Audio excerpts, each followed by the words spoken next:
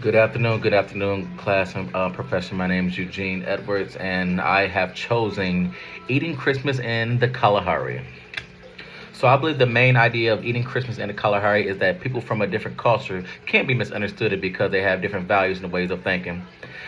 Of course, the Richard Lee learned that the King people criticized his gift, and not because they were ungrateful, but because of their cultural values, humility, and equality. This story shows the importance of understanding others' culture before judging their actions.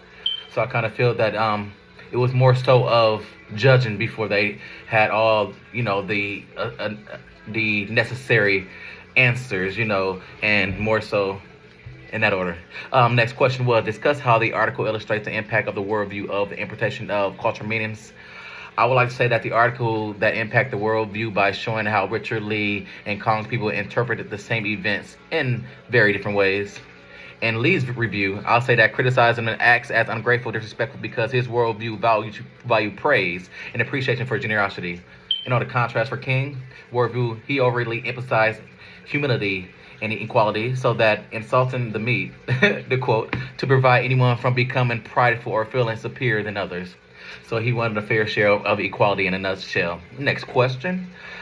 Identifying and analyzing heretical bias with the articles, considering how worldview shaped the altered perception of the study culture. I like to say on the economic trick bias in the article, Richard Lee initiated assumptions that King people should respond to his gift of the ox with gratitude and praise. In the Western, and I would say more so in the Western worldview, it led him to believe that generosity should be openly appreciated, so that he can be interpreted and criticized as being rude, ungrateful, or disrespectful. However, King culture values humility and equality. The practice of insulting the meat was intended to prevent pride and maintain social harmony, not to offend him. So in that case, people would have thought that you would be offended by if somebody were, the contract of the word. More so, my apologies. Cut the meat. I once learned that the meaning behind the behavior, he realized that he has been judging their actions according to their own cultural standards rather than their worldview. This demonstrates how the ecumenicism can create a misunderstanding into the intercultural interactions. My apologies, I'm bad with words. Next one. Reflect on how the story changes the notion that one cultural values are norm or best. What I got out of this is that the story changed the idea of our own cultural values are are best by showing the same behavior can have different meanings in different cultures. Once again, speaking of Richard, expecting the gratitude for his gift, but King criticized the ox because the culture valued humility and equality. This experience taught him that his assumptions were based on others' worldview or other cultures may have been different but equally meaningfully in value within their traditions. Next question. Considering a specific unique norm or traditional in my own culture, how might this be perceived differently by an outsider bias of the worldview? Well, me being a black African American, one cultural norm, I value the strong sense of communication and extended family support. My family gatherings include, if not Christmas, barbecues, birthdays, baby showers, graduations. We take that real big. We like to come together as a whole, of course, cook, fellowship with each other, sing songs, let's just come corporate as one body, as a community, as a family as a whole, to pay homage, pay respect to the person that graduated, that completed a goal, that completed a task. So that's real big within my community. So from people one has another with child care, advanced financial support, or celebrations. So yeah, we like to anytime we can help.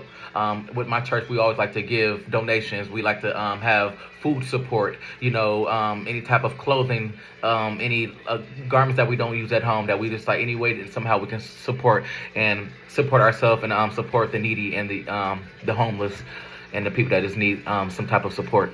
It is our goal and to definitely make sure we can provide any food assistance, housing assistance, come for prayer, any type of communication therapy. So that's our goal, just to be a benefit to better somebody else, the next person's life better, if that makes sense.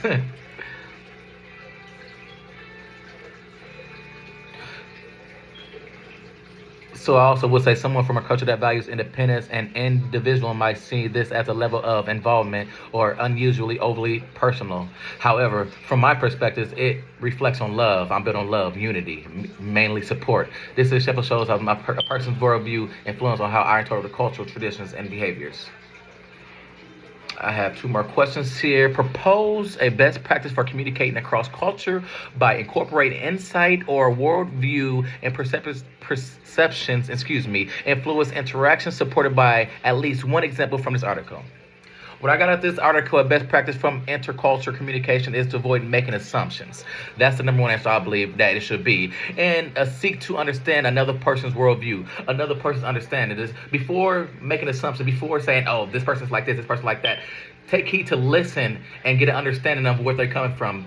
Bias from their culture, their race, their ethnicity. If anything like that, I believe we should listen and take heed of why they act like this, why they choose to live like this. Is it have to do with your culture, is it a tradition, is it a culture thing, is it religion? So I would like to first feel like we should take heed rather than making assumptions. And that shows the understanding of cultural differences that can prevent misunderstanding and improving communications. Last but not least, relate a personal experience from observing a culture misunderstanding. Compare this with an example from reading the highlights on how different worldviews influence perceptions. Well, a culture misunderstanding I experienced noticed that directly communication can be seen as rude in some cultures, even though I see it to be honest and respectful. Well, yeah, some people, so say, you will consider it be rude speaking out loud and strong with a strong dynamic and demeanor. But whereas in the culture around an African chakra world, they're known for just having a strong and more so Muhammad. Yeah, more so in the African world, they speak with a loud and a strong tone, but there is no intentions of being rude or aggressive. That's just how they've been raised. That's just how they speak to each other. I guess being within their tradition or living where they live, they have to speak with a loud, strong tone to be understood. So I feel that's me being African American, I do tend to speak loud and strong, but there's no intention at all. I have no personal intention of being rude or being demanding or try to sound strong. It's just that's my tone, and I just like to speak with boldness and clarity, if you will. All right, that is my assignment. Once again, it was a pleasure. Professor and classmates, hope you guys have a blessed and stress-free day.